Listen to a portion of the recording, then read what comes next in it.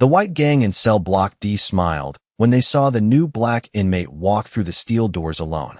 What they didn't know was that Marcus Reed had spent most of his life surviving places far worse than this prison. The transport bus rolled through the outer gates of Redstone Penitentiary just after 6 p.m. Rainwater streaked across the scratched windows while the chain around my wrists dug into my skin every time the bus hit a pothole. Nobody spoke during the last 10 miles. Most of the men on board stared at the floor. A few stared at me. I could feel it without looking up. In prison, silence carried weight. Fear did too. The correctional officer beside the front gate scanned paperwork without interest until he reached my file. His eyes paused for half a second longer than the others. Not enough for most people to notice. Enough for me. Marcus Reed, he muttered quietly. Then he looked up for the first time. You were military? I didn't answer. He handed the folder back and motioned toward processing. The intake room smelled like bleach, wet concrete, and old sweat. Fluorescent lights buzzed overhead while officers moved inmates from station to station like cargo. Fingerprints. Mugshot. Property bag. One young guard with freckles kept glancing at the scars on my forearms. Another looked at the tattoo near my shoulder before quickly looking away. I stayed quiet. People usually filled silence because they were uncomfortable with it. I learned years ago that silence made other men reveal themselves. By the time they assigned me to cell block D, night had already settled over the prison yard. Rain tapped against the fencing while distant voices echoed through concrete corridors. The inmates inside the block grew quieter as I walked past. Some looked curious. Others looked amused. A few looked hungry. Predators always searched for weakness first, especially in places like this. My cell was on the second tier near the showers. As soon as the gate slammed behind me, I heard footsteps approaching from the lower walkway. Slow, deliberate, a performance for everyone watching. I stepped toward the bars and saw them immediately. 5 white inmates moving. Together like they owned the building. The one in front was tall, broad-shouldered, with pale eyes and a shaved head covered in faded ink. Travis Kane. Even without introductions, I knew he ran this section. Men like him always announced themselves the same way. He stopped below my cell and rested both hands casually on the railing. You got bad luck, old man, he said. This block belongs to us. A few inmates nearby laughed quietly. Someone farther down the tier muttered something racist under his breath. I ignored it. Travis studied me carefully, probably expecting anger, fear, or pride. Most men gave him one of those within seconds. Instead, I just looked back at him. Calm, measuring distance, counting exits, watching hands. The laughter around us slowly faded. You hear me? Travis asked. I nodded once. I hear you. My voice stayed even. Flat. That seemed to bother him more than shouting would have. He smiled slightly, but it never reached his eyes. Good. Then you understand how things work around here. I rested both hands behind my back. No, I said quietly. I understand how men work. The tier went silent after that. Travis stared at me for another long second before stepping back from the railing. We'll talk again, he said. Maybe, I replied. The gang walked off together, their boots echoing against the steel stairs. Around me, inmates whispered to each other in low voices. Most people probably thought I was crazy for talking that way on my first night. Maybe they were right. I sat on the narrow bunk and listened to the prison settle into darkness. Pipes rattled somewhere behind the walls. A man coughed violently 3 cells down. Another cried quietly into his pillow when he thought nobody could hear him. I closed my eyes for exactly 4 seconds before opening them again. Old habits never really disappear. Then, somewhere near the control desk downstairs, I heard one guard whisper to another. Look at his back file again, he said nervously. I think that guy used to be Delta Force. The lights inside cell block D never fully turned off. Even after midnight, pale fluorescent strips hummed above the walkways, washing the concrete walls in a sick gray color that made every face look exhausted. I sat on the edge of my bunk listening to the sounds around me. Metal pipes ticking behind the walls. Sneakers scraping against the floor above. Distant shouting from another block somewhere across the yard. Most inmates eventually learned to ignore those sounds. I never did.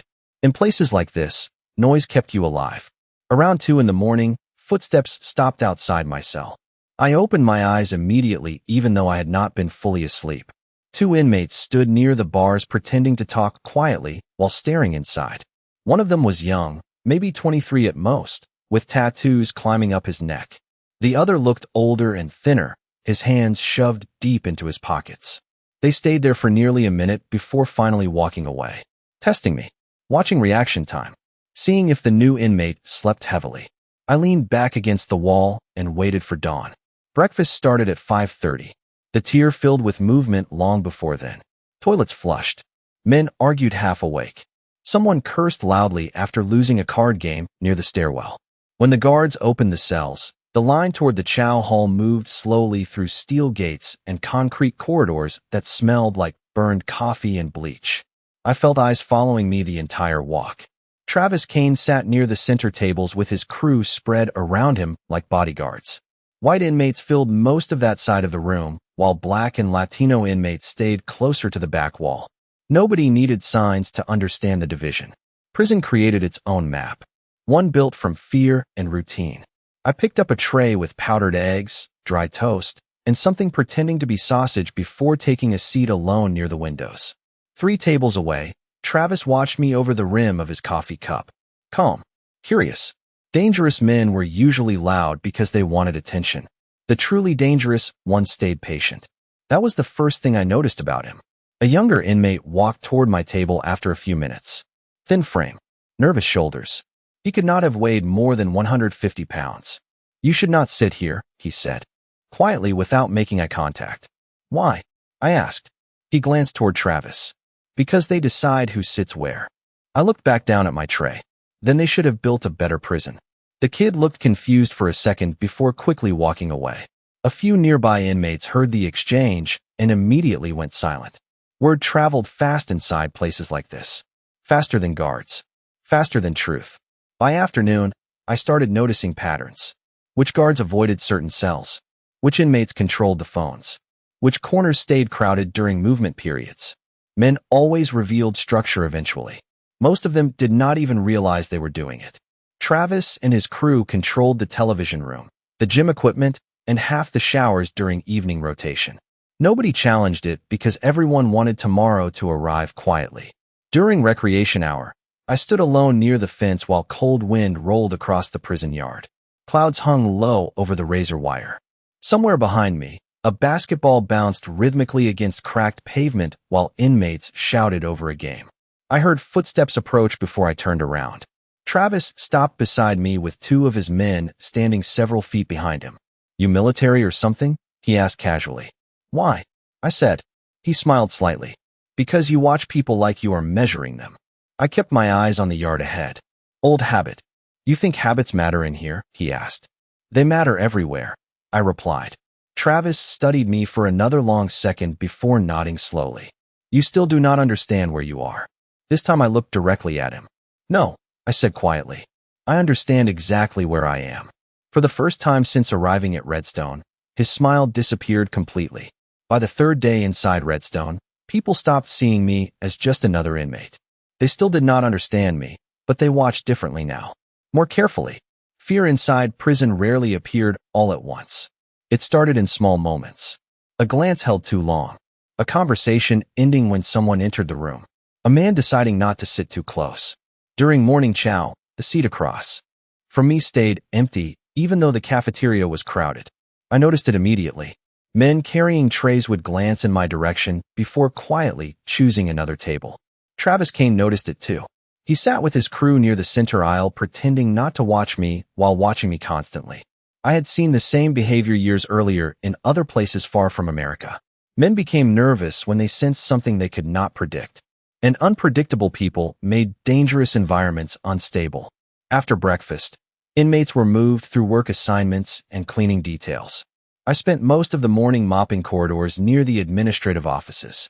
The guard supervising our group was Officer Bennett, a heavy-set man in his late 50s with tired eyes and nicotine stains on his fingers. Unlike the younger guards, Bennett did not posture. He watched quietly. Experienced men usually did. Around 10 o'clock, another officer approached him carrying paperwork. "You see this guy's transfer file yet?" the younger officer whispered while glancing toward me. Bennett barely looked up. "I saw enough. They say he was special forces or something." Bennett finally raised his head then. "Do yourself a favor," he said calmly. "Stop asking questions you do not want answered." The younger officer laughed nervously, but Bennett did not smile. I kept mopping without reacting. People often assumed silence meant ignorance. They rarely realized silence was usually a choice. That afternoon, rain hammered the prison yard hard enough to cancel recreation. The entire block stayed inside, restless and irritated. Men played cards, argued over television channels, paced narrow walkways like trapped animals.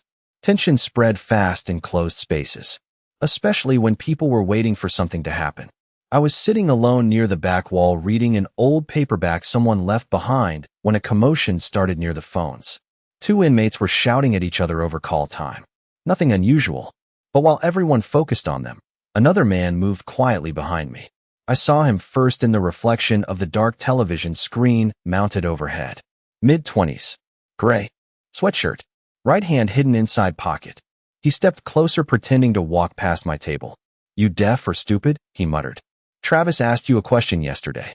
I turned one page slowly before answering. Then Travis should ask it himself. Several nearby conversations stopped immediately. The inmates stared at me for a long second, waiting for fear, waiting for anger. Instead, I closed the book carefully and looked directly at him. Calm, measured. "You should walk away," I said quietly. The room felt different after those words. Heavy. Even the inmates watching television had gone silent now. The man smirked nervously and took another step forward before freezing suddenly. His eyes dropped toward my hands resting loosely on the table. Then he looked back at my face again. Something there unsettled him. Maybe it was the lack of panic. Maybe it was experience recognizing experience. Either way, he stepped backward first. "You think you are tough because you were military?" he asked loudly, trying to recover pride. "No," I replied evenly. "I think talking loud is usually what weak men do when they want to feel strong." A few inmates nearby lowered their heads immediately, hiding smiles. The man cursed under his breath before walking away toward Travis's table. I opened my book again, but I could still feel eyes on me from every direction in the block. Upstairs, behind the reinforced glass of the control station, Officer Bennett stared down at me with an expression I recognized instantly. It was not fear. It was recognition. The kind that comes when someone finally realizes exactly what kind of man just entered the room. The tension inside cell block D changed after that afternoon. Before, the inmates looked at me with curiosity. Afterward, they looked at me like a problem nobody wanted to touch first. That was how prison worked. Men respected fear more than strength, and uncertainty created fear faster than anything else. By evening count, the atmosphere on the tier felt heavier than usual. Conversation stopped when I walked past. Even the guards noticed it. Officer Bennett stood near the control desk holding a clipboard while scanning the cells one by one. When his eyes reached mine, he paused briefly before continuing down the row. He had seen something in my file that the others had not. Or maybe he had seen it in me. Around 7:30, inmates were released in groups for shower rotation.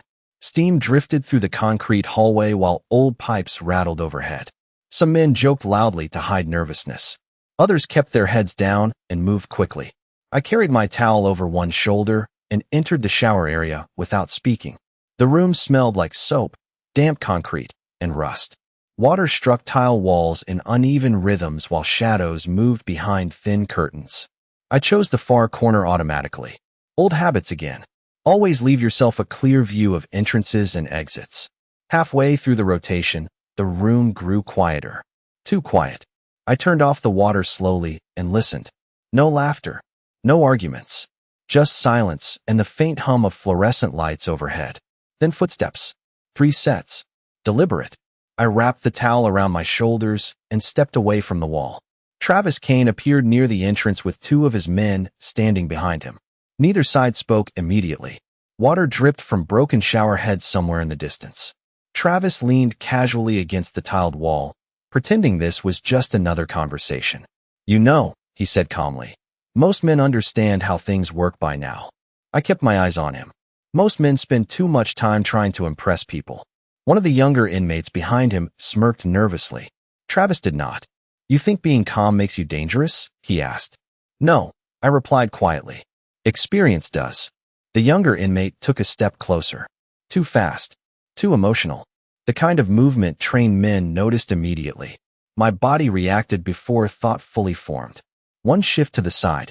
One raised arm creating distance. Nothing dramatic. Nothing loud. But enough to stop momentum cold. The inmate froze in surprise. So did everyone else. Prison fights usually started with yelling, threats, and chaos. This felt different. Controlled. Measured. Travis stared at me carefully now, studying details he missed before. The posture. The balance. The eyes that never stopped scanning the room. Men who survived violent places recognized discipline when they saw it, even if they hated it. "Who the hell are you?" the younger inmate muttered under his breath. I picked up my soap quietly from the bench beside me. Just somebody trying to finish his shower. Nobody moved after that.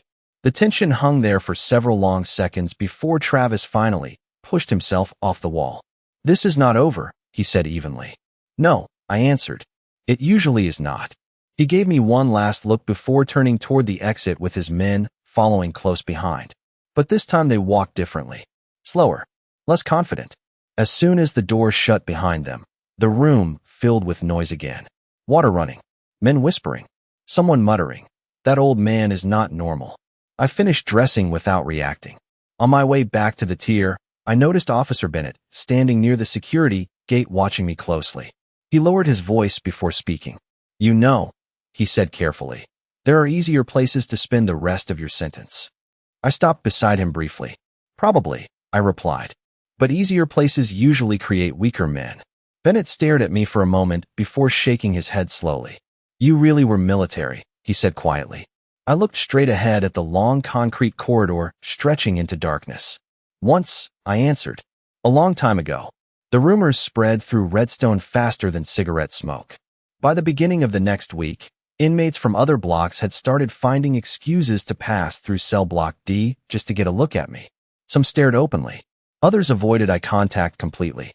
Prison had its own language, and silence was part of it. Men stopped laughing as loudly when I entered a room. Card games paused for half a second too long. Even Travis Kane's crew moved differently around me now. More cautious. More deliberate. But fear never made men smarter.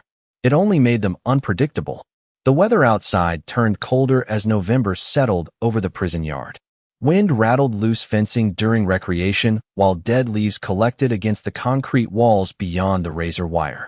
I spent most afternoons walking slow laps near the far edge of the yard where fewer inmates gathered. The movement helped clear my head. It also helped me observe people without them realizing it. Every prison had patterns. Leaders. Followers. Men trying to survive quietly. Men pretending to be dangerous because fear was the only currency they owned. That was when I first noticed Jamal Carter. He stayed close to the back fence during recreation, usually alone, shoulders tense like he expected trouble every second. 19 years old at most. Skinny frame. Quiet eyes. Too young for a place like Redstone. Two white inmates brushed past him near the basketball court one afternoon, bumping his shoulder hard enough to nearly knock him down. Jamal apologized immediately, even though none of it was his fault. The other inmates nearby looked away. Nobody wanted involvement. That was prison too. Most men learned quickly that survival often meant pretending not to see things. Jamal picked up his dropped food tray without saying a word and walked toward the benches near my side of the yard. He sat 2 spots away from me, careful not to get too close. For several minutes, neither of us spoke. Finally, he glanced over quietly. "They say you used to be military." I kept my eyes forward. "People say a lot of things in prison." He nodded slowly. "You do not seem scared of them." The wind pushed cold air across the yard while distant sirens echoed somewhere beyond the walls. I watched 2 guards smoking near the observation tower before answering. "Fear is normal," I said. "Letting fear control you is different." Jamal looked down at his hands. "Easy for somebody like you to say." There was bitterness in his voice, but underneath it sat exhaustion. The kind too many young men carried before they were old enough to understand life properly. "Somebody like me?" I asked quietly. He hesitated. "You look like you know how to survive places like this." For the first time in days, I almost smiled. Not because the comment was funny, because it reminded me of someone else. My younger brother Andre used to say similar things when we were kids growing up in Baltimore. Andre had always believed I could handle anything. Maybe that was why losing him destroyed something inside me years ago. Jamal shifted nervously on the bench. "Travis's people are looking for a reason," he said quietly. "You embarrassed them." I studied the yard carefully before speaking again. Men like Travis only understand control. The moment they lose it, they become dangerous. Jamal swallowed hard. Then why push them? I looked at the gray clouds hanging low above the prison walls. Because some men spend their whole lives pushing others, I answered. Eventually somebody has to stop stepping backward. Before Jamal could respond, the recreation whistle sounded across the yard. Inmates began lining up toward the entrance gates while guards shouted instructions through loudspeakers. Jamal stood slowly, adjusting his state-issued jacket against the cold. "You should be careful," he muttered before walking away. I watched him disappear into the line of inmates ahead of me. Then, near the upper fence beside the weight benches, I spotted Travis Kane staring directly at us from across the yard. He had seen the entire conversation, and judging by the expression on his face, he did not like it at all. 3 days after my conversation with Jamal Carter, the atmosphere inside cell block D shifted again. Not louder, not more chaotic. Worse, quieter. Travis Kane stopped making public comments whenever I entered a room. His crew stopped testing me directly. At first glance, most people would have assumed the tension had disappeared. But prisons operated like storms over open water. The silence usually meant pressure was building somewhere underneath. That morning, freezing rain covered the recreation yard in gray slush, while icy wind rattled the narrow windows along the cafeteria walls. Breakfast moved slower than usual because half the inmates were still exhausted from overnight lockdown checks. I carried my tray toward the back tables automatically, scanning reflections along the polished floor and glass partitions the same way I always did. Jamal sat alone near the vending machines reserved for correctional staff. His hood was pulled low, shoulders tight, eyes fixed downward. Too empty. Milk cartons sat untouched beside him. He looked nervous before I even reached the table. "You should not sit here today," he muttered quietly without looking at me. I placed my tray down anyway. "Why?" Jamal glanced across the cafeteria toward Travis and his crew standing near the serving line. "Because they are waiting for something." I took a sip of coffee that tasted like burned metal. People are always waiting for something. Jamal shook his head slightly. "No, this feels different." Before I could answer, shouting erupted near the entrance doors.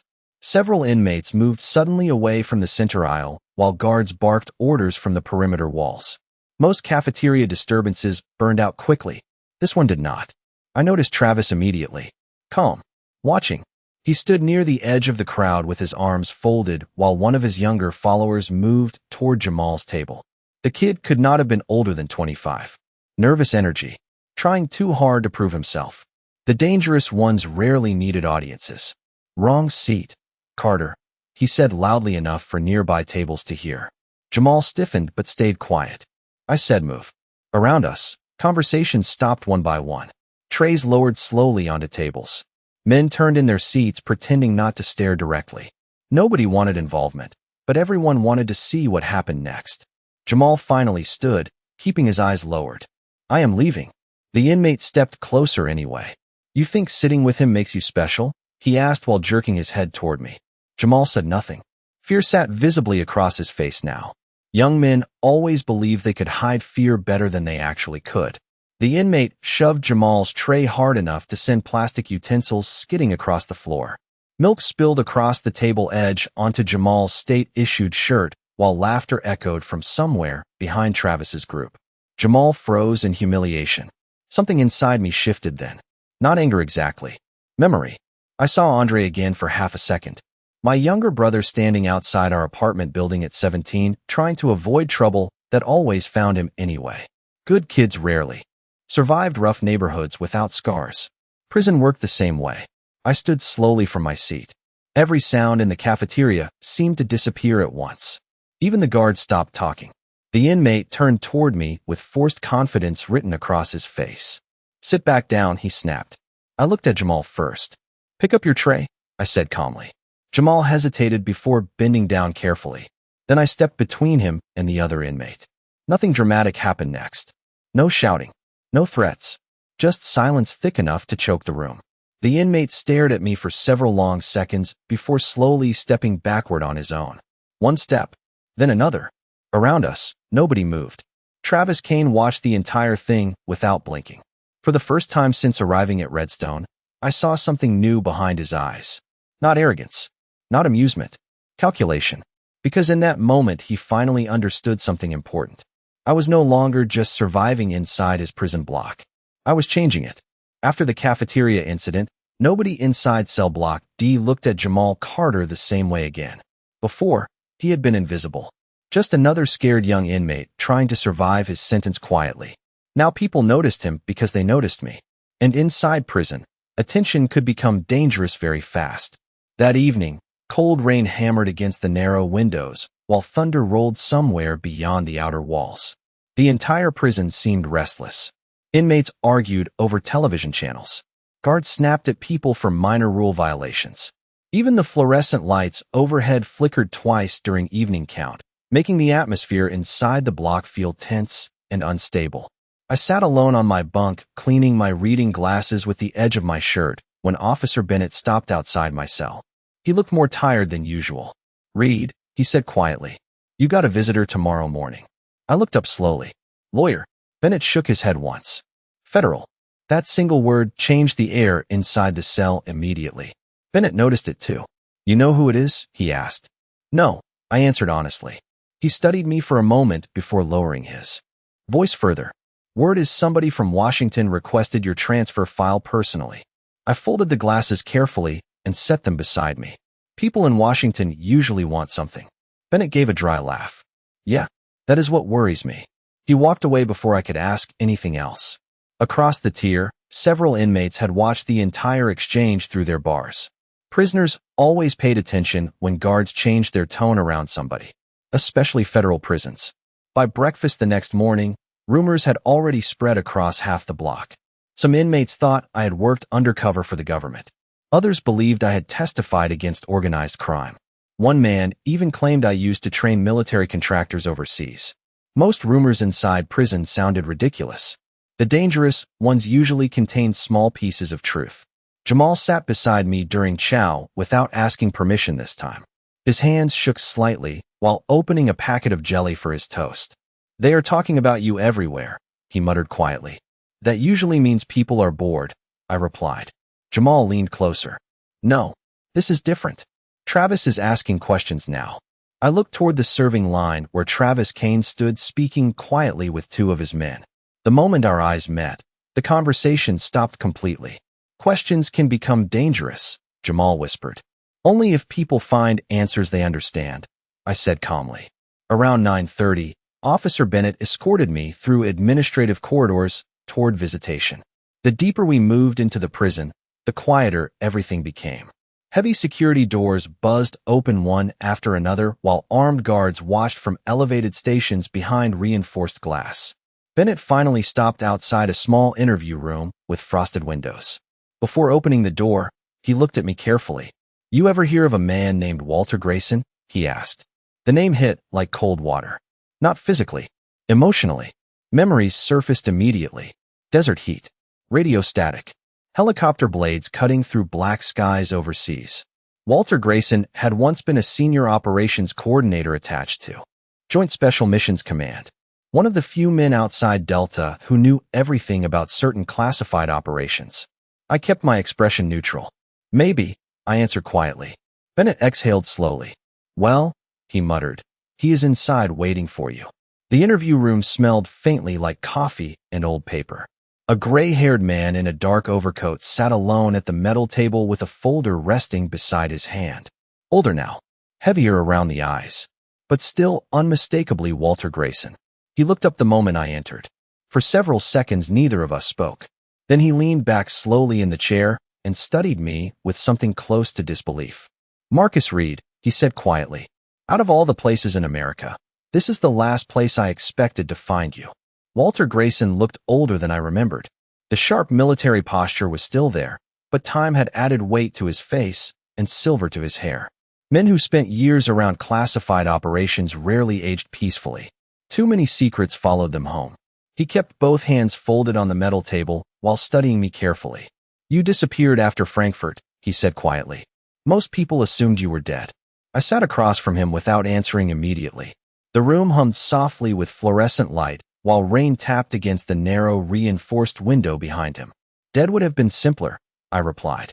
Grayson nodded once like he understood exactly what I meant. In some ways, he probably did. He slid the folder across the table slowly. Your name surfaced during an internal federal review 2 weeks ago, he said. That is the only reason I found out where you were. I glanced at the folder but did not open it. Why now? Grayson leaned back carefully. Because people in Washington are nervous. That almost made me laugh. Washington only became nervous when powerful people believed they had lost control of something. About me? I asked. About what you know, he corrected. Outside the interview room, distant doors slammed somewhere deeper inside the prison. The sound echoed faintly through the concrete walls before fading away again. Grayson lowered his voice. Marcus, there are names connected to your brother's death that never disappeared. My jaw tightened slightly before I could stop it. Andre. Even after all these years, hearing him mentioned still felt like reopening an old wound that never healed correctly. Grayson noticed the reaction immediately. The senator you assaulted before your arrest, he continued carefully, was under federal investigation long before you ever touched him. I looked directly at him now, and yet nobody stopped him. Grayson remained silent for several seconds. That silence told me more than words would have. Corruption rarely lived alone. It protected itself through money, influence, and fear. Men like Andre usually got buried underneath all three. Finally, Grayson sighed quietly. You were one of the best operators I ever worked with, he said. You saved American lives overseas more times than I can count. But when your brother died, you stopped thinking like a soldier. No, I answered calmly. I started thinking like a brother. Grayson rubbed tired eyes before opening the folder beside him. Inside sat photographs, old military records, and pages stamped with federal markings. My old unit insignia appeared near the top page. Delta Force. Even after prison intakes stripped away my clothes, fingerprints, and freedom, seeing those symbols still pulled memories from places I spent years trying to bury. Desert operations. Cold mountain air. Men I trusted with my life. Men who never came home. There are people here asking questions about you already, Grayson warned. Including inmates. I know. He studied me carefully. Then let me give you some advice. Keep your head down until transfer paperwork clears. This time I actually smiled faintly. You know that has never been my strength. Grayson shook his head slowly. No, it was not. Before he could continue, alarms suddenly blared somewhere outside the interview wing. Loud, sharp, immediate. Red emergency lights flashed through the narrow hallway window behind him while guards shouted orders in the distance. Grayson stood quickly. What the hell is happening? He muttered. I was already on my feet, listening carefully to the sounds beyond. The door, running footsteps, steel gates slamming shut, raised voices echoing through multiple corridors at once. Prison disturbances had their own rhythm. This did not sound random. Officer Bennett rushed past the outer hallway window holding a radio pressed tightly against his ear. His face looked pale. For a split second, his eyes met mine through the glass. Block D just went into emergency lockdown, he shouted toward another officer. Kane's crew started something in the cafeteria. Grayson turned toward me immediately. Marcus. But I was no longer listening to him. Because deep down, I already knew exactly who would be caught in the middle of it. The prison alarms continued screaming through the corridors as Officer Bennett rushed me back toward cell block D alongside 2 armed response officers. Red emergency lights flashed against the concrete walls while steel doors opened and slammed shut in sequence ahead of us. Every inmate inside Redstone knew those sounds meant one thing. Somebody had lost control. The moment we reached the main corridor leading toward the cafeteria wing, I saw overturned tables scattered across the floor and correctional officers forcing inmates against the walls for searches. The air smelled like burned coffee, sweat, and panic. But underneath the chaos, there was something else too. Fear. Real fear. Not from the inmates. From the guards. Bennett grabbed my arm before we turned the final corner. Listen to me carefully, he said quietly. Kane's people cornered Carter near the lower storage hall before lockdown triggered. We lost camera feed for almost 90 seconds. I looked directly at him. Where is he now? Bennett hesitated just long enough to answer the question without words. My chest tightened immediately. Grayson appeared behind us, adjusting his overcoat while watching the corridor ahead with narrowed eyes. Marcus, he said carefully, this is not your problem anymore. I almost laughed at that. Men like Grayson spent too many years believing duty could be separated into clean categories. Personal, professional, necessary, optional. Real life never worked that way, especially not for men who had already lost too much.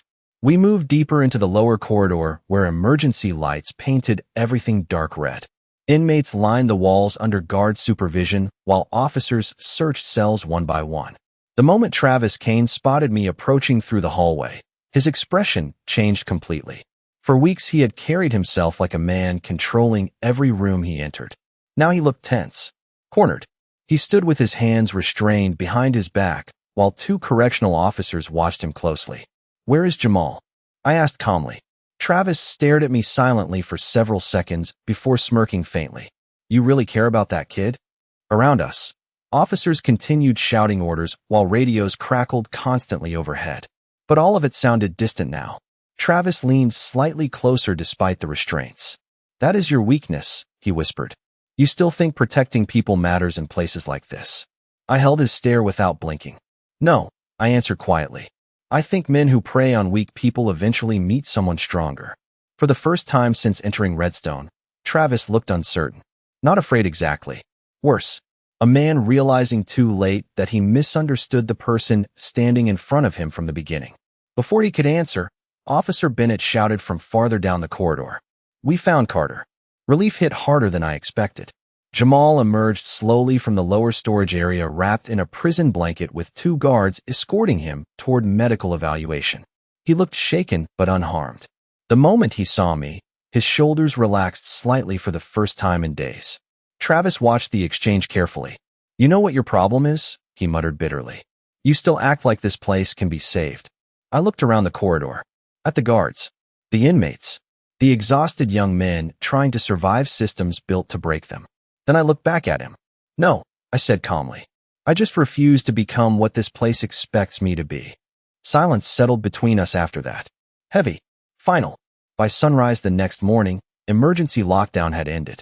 Several inmates connected to Kane's crew were transferred out of cell. Block D pending investigation. Rumors spread fast that federal officials had personally intervened overnight. Nobody mentioned my name openly anymore. They did not need to. Jamal sat beside me during breakfast as pale winter sunlight pushed weakly through the cafeteria windows. For several minutes, neither of us spoke. Finally, he looked over quietly. "Who are you really?" he asked. I stared out beyond the razor wire toward the cold gray sky hanging above Redstone. Once, years ago, I might have answered differently. Soldier. Operator. Delta Force. But those words belong to another life now. Another man. Just somebody who learned violence too well, I said softly. Jamal nodded slowly like he understood more than his age should allow. Across the cafeteria, Officer Bennett watched us briefly before returning to his paperwork. The prison around us kept moving the same way it always had. Steel doors opening. Trays clattering. Men pretending not to carry fear inside them. But something inside cell block D had changed permanently. Not because of strength. Not because of fear. Because for the first time in a very long time, somebody had reminded them that calm men were often the most dangerous of all.